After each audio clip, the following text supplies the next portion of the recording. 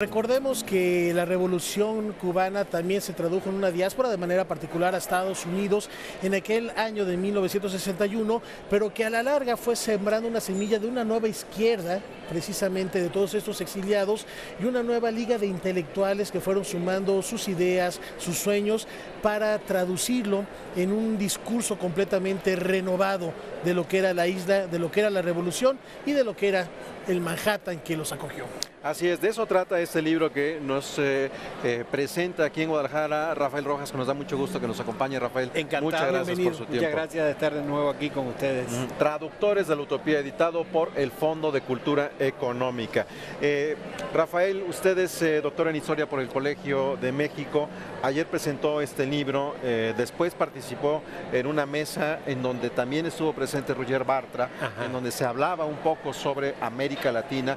Indudablemente, con la noticia del viernes de la muerte de Fidel, Cuba formaba parte de esta presentación, de esta conferencia en torno a la idea de entender América Latina. Sí, el libro que presentamos al mediodía de ayer es la versión en español de un libro mío que se publicó en inglés.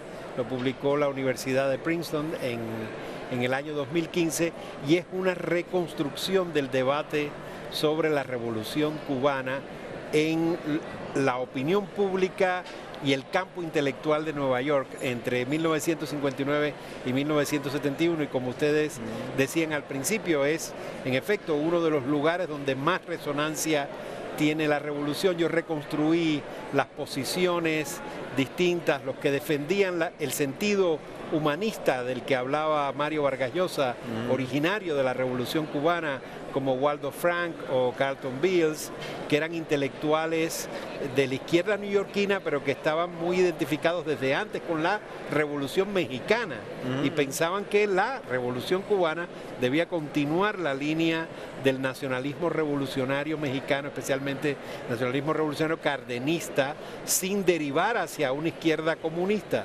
Pero por otro lado había marxistas también, como el grupo de Paul Sweezy y Paul Baran, que hacían la revista Monthly Review, y había algunos intelectuales que luego serían emblemáticos de lo que se conoció como la New Left, la nueva izquierda, sí, como Leo Huberman o C. Wright Mills. Yo creo que es más importante este sociólogo de Columbia, que escribió un ensayo sobre la nueva izquierda y un libro sobre Cuba que fue fundamental, se llamó Listen Yankee, Escucha Yankee, donde le decía a los norteamericanos cómo debía pensarse la revolución cubana y cómo el gobierno de Estados Unidos debía tratar con tolerancia y flexibilidad la radicalización de esa revolución. Ese libro, por cierto, se tradujo al español en el Fondo de Cultura Económica y provocó un gran debate tanto en Nueva York como en México, porque era tal vez una de las primeras contribuciones que defendía o aceptaba la radicalización comunista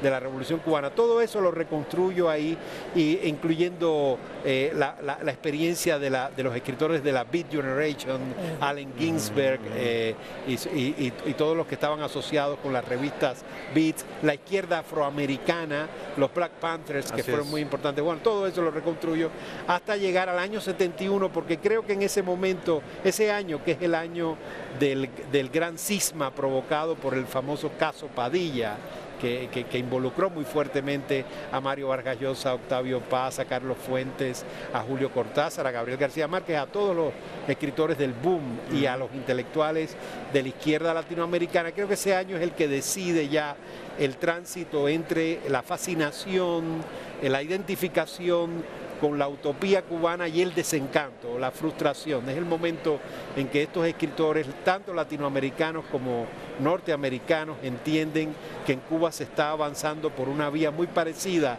a la del socialismo real en la Unión Soviética y en Europa del Este, y que hay elementos de dogmatización ideológica, homofobia, los campos de las UMAPs y represión de los intelectuales, los escritores y los poetas fundamentalmente. Esto es muy interesante, Rafael, porque hablas de los ecos y las repercusiones. Sí se centra en el 60 y en los años 70, pero esto hoy lo estamos viviendo y lo encontramos a la vuelta de la esquina, no necesariamente en Nueva York o en Cuba, sino saliendo de casa. Sí, yo creo que ese libro que yo hice específicamente sobre Nueva York, reconstruyendo el New York Times, el Village Voice y el Monthly Review, las revistas, yo creo que algo así se puede hacer lo mismo para la Ciudad de México, para la ciudad de Buenos Aires, para París, por supuesto, que estaba a tiempos modernos, y la revista de Sartre, Camus y todos aquellos que en un momento, bueno, que a mí no le tocó, pero a Sartre y a los escritores del existencialismo tardío y luego del llamado postestructuralismo francés, a todos ellos les tocó también el entusiasmo con la revolución, la revista Tel Quel de Philippe Solers y Julia Kristeva, todo aquello. Yo diría tal vez que la capital cultural de Occidente que quedaría un poquito más fuera es Madrid, porque estaban todavía en la dictadura de Franco, ¿verdad? Pero en Londres, por ejemplo, está The New Left Review y todo aquello. Ahora, los temas de discusión de entonces siguen siendo en buena medida los de ahora. O sea, ¿qué tipo de socialismo es el que se ha institucionalizado en Cuba? ¿Qué pasa con el derecho de los homosexuales en Cuba? Un país que es un símbolo en buena medida de la izquierda, sigue siendo de los pocos en el hemisferio occidental que niega los derechos a los homosexuales, sigue siendo un país con una economía estatalizada, con una ideología de Estado. Eso es muy extraño dentro de incluso para las propias izquierdas, y sin embargo tiene una fuerza simbólica el mito de la revolución y sus íconos, ¿verdad? Fidel Castro, el Che Guevara, las grandes epopeyas como el asalto al cuartel Moncada, el Granma, la Sierra Maestra. Es una combinación muy curiosa, ¿verdad? De conexión simbólica con un hito del pasado de la izquierda latinoamericana y al mismo tiempo desconexión en términos ideológicos, porque la izquierda latinoamericana hoy es mayoritariamente democrática, constitucional, pacífica, pero yo creo que ahí está la paradoja, ¿verdad? Pues es mucho de lo que nos tocará en esta generación, no solamente vivir, sino también construir, ¿no? Así es. Después de este periodo. Sí, exacto. Continuar el debate sobre el legado de Fidel Castro, sobre la Revolución Cubana, y esclarecer, digamos, cuál es la identidad ideológica de la izquierda latinoamericana. Es un placer hablar contigo, Rafael. Muchas enhorabuena. gracias. Y la recomendación, traductores de La Utopía, indispensable leerlo para entender nuestro presente. Muchísimas gracias. Un honor tenerte en el programa.